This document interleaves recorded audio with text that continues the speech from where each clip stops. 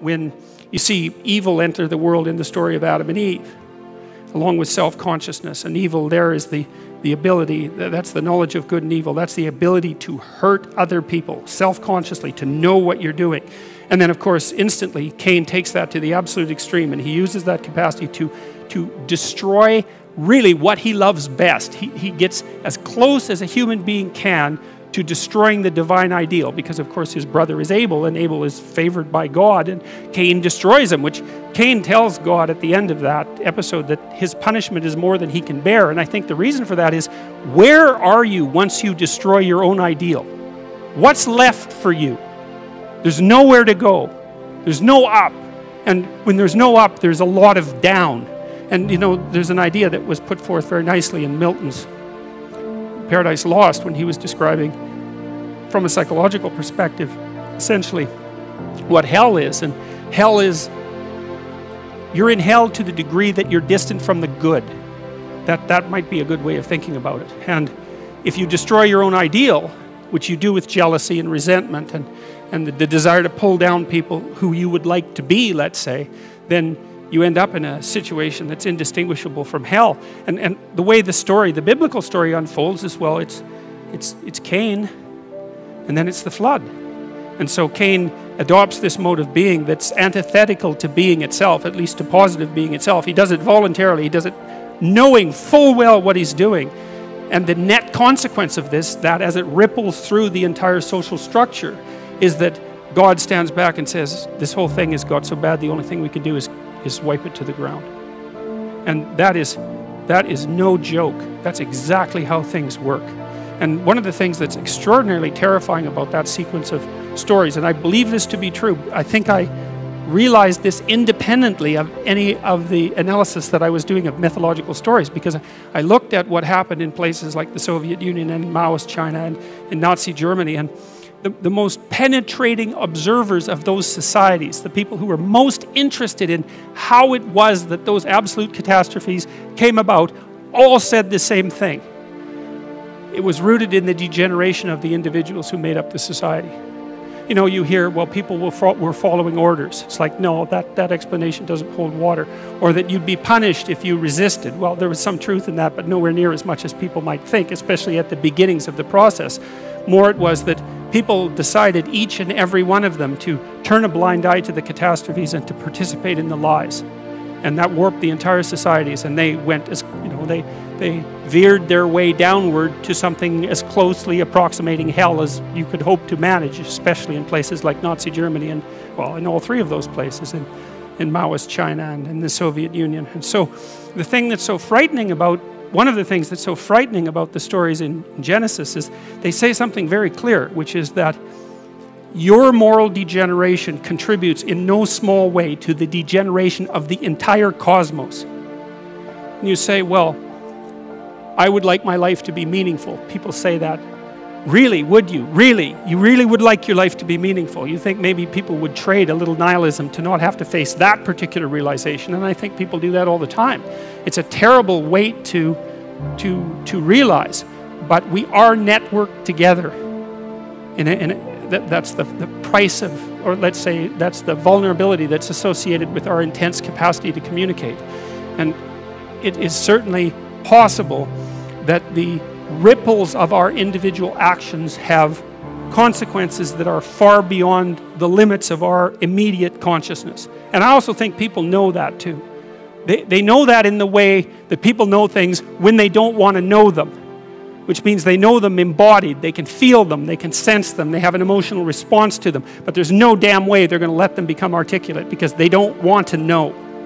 And when you're feeling guilty and ashamed about the things you've done or not done, and I know that can get out of hand as well, it's often because there is a crooked little part of you that's aiming at the worst possible outcome.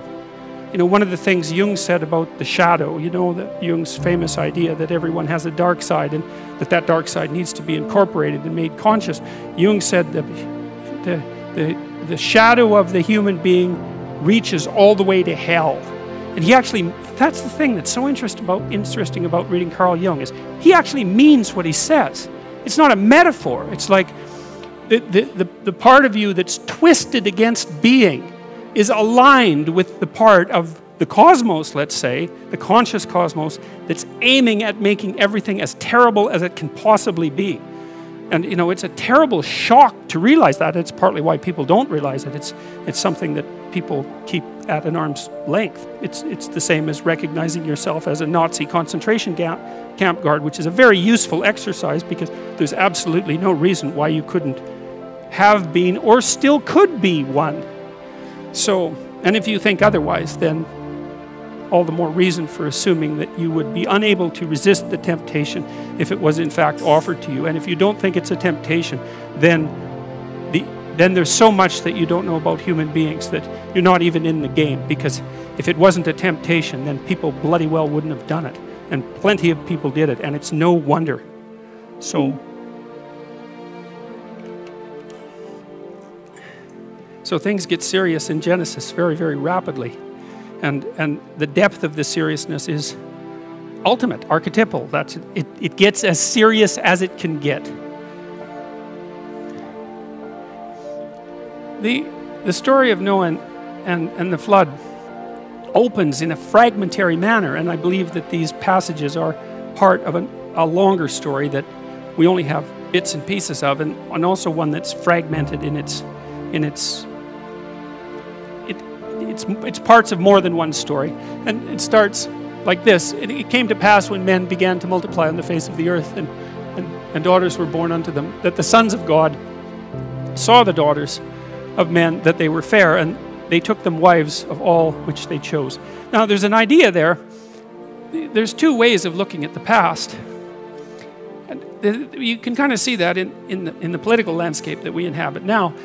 On the more conservative end of the spectrum, people regard the past as the land of giants, right? They were the heroes of the past who established the current conditions that we exist in. And then the people on the left are more concerned perhaps with the, what would you call it, with the lineage of corruption that's come down through the centuries. And both of those perspectives are accurate. You can say, well, there were the great heroes of the past who established our modes of being. You can think of them as composite beings if you want. That's fine. It's a perfectly reasonable way of thinking about it.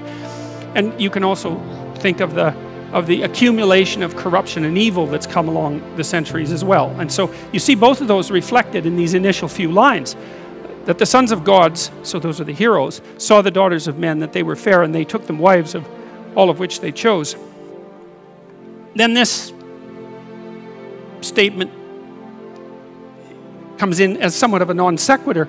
And the Lord said, my spirit shall not always strive with man, for that he is also flesh, yet his days shall be 120 years.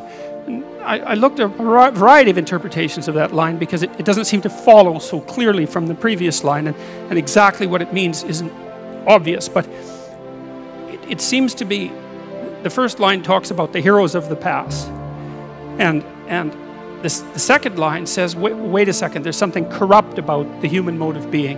And one of the consequences of that, as far as God is concerned, is that there are conditions under which the divine spirit will not strive with man. What that means is there are conditions under which, let's say, I don't think there's any other way of putting it, is the divine impulse towards the good will abandon you because of things that you've done. And then the secondary consideration here is that perhaps because of the degeneration of people, it's not so obvious here that our lifespans are limited, that the spirit that inhabits us will only do so for a limited amount of time. And that's tangled in a strange way in with the idea of human moral culpability. And that's posed against the notion of the giants of the past. And then it returns to the giant idea, the narrative returns to the giant idea and reads, there were giants in the earth in those days, and also after that, when the sons of men came in unto the daughters of men, and they bare children to them, and the same became mighty men which are of old, men of renown.